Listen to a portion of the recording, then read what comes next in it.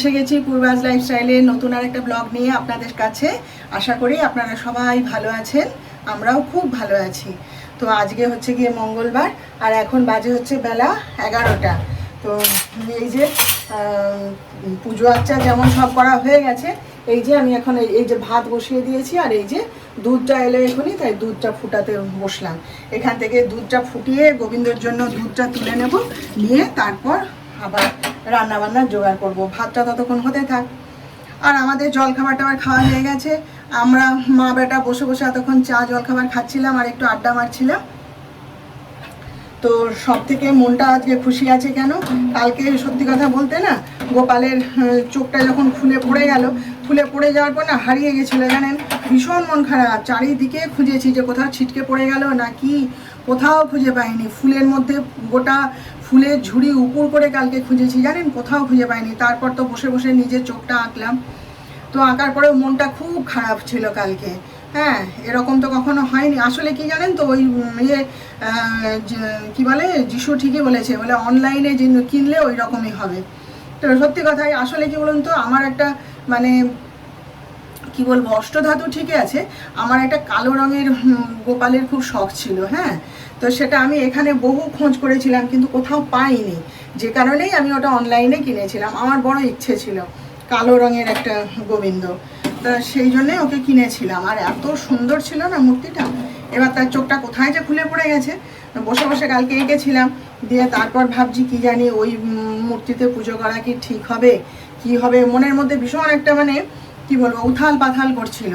তারপরে সকালবেলায় আজকে ছন্দাকে জিজ্ঞেস করলাম, ছন্দাদিকে, কারণ ও তো লোকের বাড়ি টাড়ি পুজো করে, আর ও না মানে ঠাকুর দেবতা নিয়েই পড়ে থাকে রাত দিন, যে কারণে ও জানে অনেক। হ্যাঁ, সে ওকে জিজ্ঞেস করলাম, কাকে জিজ্ঞেস করি। তারপরে চিন্তা করলাম যে না, আমাদের তো ব্রাহ্মণ, পুরোহিত ব্রাহ্মণ আছে, তো পুজো করে উপরে শালগ্রাম ছিল, ও আসুক, এলে জিজ্ঞেস করবো। তো আসতে আমি ডাকলাম, আমি বলি গুড়াদা একটা গন্ডগোল হয়ে গেছে। বলে কি হলো? না এরকম এরকম ব্যাপার, এরকম হয়েছে, ওই গোপালকে কি আর পুজো করা যাবে না, আবার নতুন গোপাল এখন নিয়ে আসবো। বলে মাইমা, রামকৃষ্ণের একটা কথা জানেন তো, বাড়ির কারো পা ভাঙলে ফেলে দাও কি দায়? আমি বলি হ্যাঁ সে তো জানি, কিন্তু মনের মধ্যে ভীষণ খুচখুচ খুচখুচ করছে। আর রামকৃষ্ণ বলেছিলেন কিন্তু সেই ভাঙা মূর্তি কিন্তু পাশের ঘরে রেখে পুজো করা হতো, নতুন মূর্তি বানানো হয়েছিল। তা বলছে কিচ্ছু হবে না, আপনি করুন, আপনার গোবিন্দ আপনার চোখের সামনে থাক। হ্যাঁ, আপনার তো সন্তানের মতো আঘাত লেগেছে, তাই হয়েছে, আপনি তো এঁকে দিয়েছেন চোখ, ঠিক আছে ওই মূর্তিতেই পুজো করুন। তো সেইটা থেকে মনটা ভালো হয়ে গেল জানেন, ওর দিকে তাকিয়ে মনে জোর পেলাম, পেয়ে ভালো করে পুজো টুজো করলাম। এবার দেখি পরে আবার কি মন কাজ করে, কি করে, ডাক্তার সাহেবের সঙ্গে আলোচনা করি, তারপর দেখা যাবে কি করা যায়। যাই হোক, চলুন তাহলে আপনারা সঙ্গে থাকুন, দেখতে থাকুন। অর্চনা আমার সঙ্গে দেখা করতে এসছে বহু বহু মাস বাদে। ও নিজে অসুস্থ ছিল, সেই জন্যে আসতে পারেনি। আজকে যাওয়ার পথে এই যে আমার সঙ্গে দেখা করতে এসছে। দেখুন, এই যে আপনারা বলেন তো যে তোমার এত তুমি নাম বলো, কে তোমার, এই যে দেখুন আজকে একজনকে দেখিয়ে দিলাম। এরা কেউ ক্যামেরার সামনে আসতে চায় না, আজকে দেখিয়ে দিলাম। দেখুন, ও আমার খুব ভালো বন্ধু, বুঝলেন তো। এই যে দেখুন ডিম ভাজা, আর এখানে হচ্ছে এই যে বাটা মাছ আজকে ভাজা করে রেখেছি, আর কিছু করিনি। এখানে কলমি শাক ভাজা, এই যে কাঁচা কলা আর আলুর তরকারি, আর এখানে হচ্ছে এই যে ধনে পাতার বড়া, আর মুসুর ডাল যেমন করি রোজ। ব্যাস, রান্না হয়ে গেছে অনেকক্ষণ, 1:45 নাগাদ হয়ে গেছে, আর এখন তো 2:10। একটু বসে বসে কফি খাচ্ছিলাম, এমনি ইচ্ছে হলো তাই, কিছু নয়। খিদেও পেয়েছিল আর একটু ইচ্ছেও করলো, তাই একটু কফি খেলাম। চলুন এবার যিশুকে জিজ্ঞেস করি ও খাবে কিনা। আপনারাও খাওয়া দাওয়া সারুন, পরে সন্ধ্যাবেলায় আবার আপনাদের সঙ্গে দেখা হবে, ঠিক আছে। আমি এসছি একটু এই কাঁসা পেতলের দোকানে। তো এই যে দেখুন গোপাল মূর্তি। দাদা এটার বলুন। দাদা বলছেন এর দাম যদিও বলতে নেই, তবুও বলছি, এর দাম বলছে 5,500 টাকা। গোপালটা দেখুন কি অপূর্ব। ডাক্তার সাহেবের খুব ইচ্ছে, বলি না, যে এরকম বড় গোপাল নিয়ে যাবে। এই যে দেখুন সাজিয়ে রেখেছে, আর এই যে টাকা পয়সাগুলো দেখছেন দাদা, বলুন এগুলো কে দিয়ে গেছে? ও আচ্ছা, কাস্টমাররা এসে দিয়ে গেছে। দাদা এই টাকায় হাত দেবে না, বালক ভোজন করাবে। ও আচ্ছা, যে মানে এই গোপাল মূর্তি নিয়ে যাবে তাকে এই টাকা পয়সাগুলো দিয়ে দেওয়া হবে, সে নিয়ে গিয়ে বালক ভোজন করাবে। দেখুন একটা অভিনব জিনিস, তাই আপনাদের সঙ্গে শেয়ার করছি। এই দেখুন কি সুন্দর না? ডাক্তার সাহেবের খুব ইচ্ছে জানেন তো, এরকম বড় একটা গোপাল নিয়ে যাবে। দেখুন ও আরো বড় আসবে, আরো বড় হয়। খুব সুন্দর, অপূর্ব। আর দেখুন লোকে কেমন টাকা দিয়ে গেছে প্রণাম করে, কি ভালো লাগছে দেখে না। Good evening. তো গেছিলাম তো একটু বাজারে, আপনারা তো দেখলেন, একটু বিশেষ কাজ ছিল তাই গেছিলাম। তো আসার পথে দেখুন আজকে কি কিনে এনেছি। এই যে দেখুন লাল শাক এনেছি, কত কত লাল শাক বিক্রি হচ্ছে। আর ডাক্তার সাহেব বলে আমি ওসব চিনি না। এই যে 2 আঁটি লাল শাক এনেছি, বেগুন এনেছি, বেগুন শেষ হয়ে গেছিলো। আর এই যে আমার মাসি, সে তো মানে ধরে আনতে বললে বেঁধে আনবে, যতগুলো কুমড়ো ফুল ছিল ওর কাছে সব দিয়ে দিয়েছে।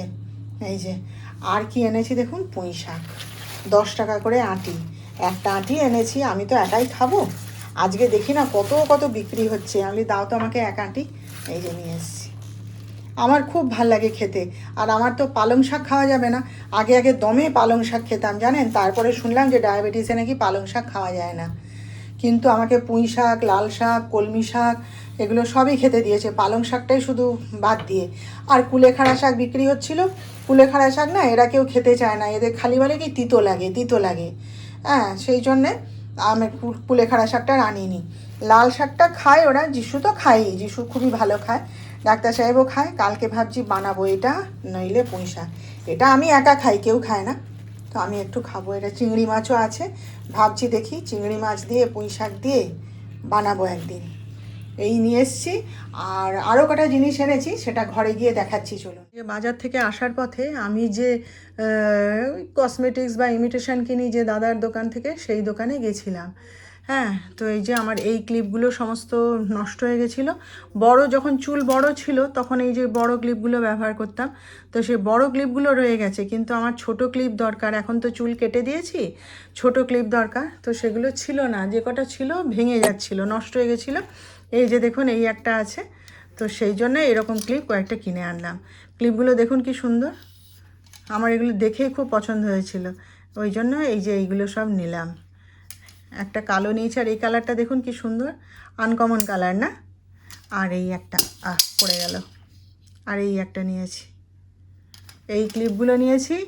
আর একটা দারুণ জিনিস নিয়েছি, আমি ঢুকেই দেখছি না এগুলো সাজিয়ে রেখেছে, ব্যাস কোনো কথা না বলে আমি নিয়েছি। এই যে দেখুন কি সুন্দর দুলগুলো, টাপ আর কি, এগুলো বিভিন্ন কালারের, 7টা নিয়েছি। এই যে 1, তারপরে 2, ওই রকম 7টা নিয়েছি, 3, 4, 5, 6, 7, 7টা কালার নিয়েছি। কি সুন্দর না এগুলো, আমার খুব ভালো লাগে এগুলো, কানে পড়ে থাকলে বেশ লাগবে দেখতে। এইগুলো নিয়ে এসছি। আজকে রাতে হবে আলু ভাজা আর রুটি। তো এই যে আলু ভাজাটা বসিয়েছি, আর আটা তো মাখাই আছে ফ্রিজে, হয়তো আর একটু মাখতে হবে, মাখলে হয়ে যাবে। আজও দেরি হয়ে গেছে রান্না বসাতে, কারণ আমার ননদ এসেছিল, তার সঙ্গে আড্ডা মারছিলাম। আমি, যিশু, আমার ননদ 3 জনে মিলে বসে বসে এতক্ষণ আড্ডা মারছিলাম, 10:30টা বাজতে যায়। কি করব বলুন, সব দিন কি আর ওরকম টাইমের মধ্যে রান্না করতে ভালো লাগে? গল্পে মেতে গেছি, সবাই মিলে হাসি মজা করছি, রান্না বসাতে দেরি হয়ে গেছে, হয়ে যাবে চটপট করে। ডাক্তার সাহেব তো এই ঢুকলেন, ঢুকে ওই তো গান টান করছে, আমি ফটাফট করে ফেলবো। তো যাই হোক, তাহলে রান্নাটা সেরে নিই। আজকের মতন আপনাদের সঙ্গে গল্প এখানেই শেষ করলাম। কালকে আবার দেখা করব নতুন ব্লগে, নতুন বিষয় নিয়ে। আপনারা সবাই ভালো থাকবেন, আর আমার ভিডিওটা ভালো লাগলে প্রতিদিনের মতন লাইক, শেয়ার ও সাবস্ক্রাইব প্লিজ করে দেবেন।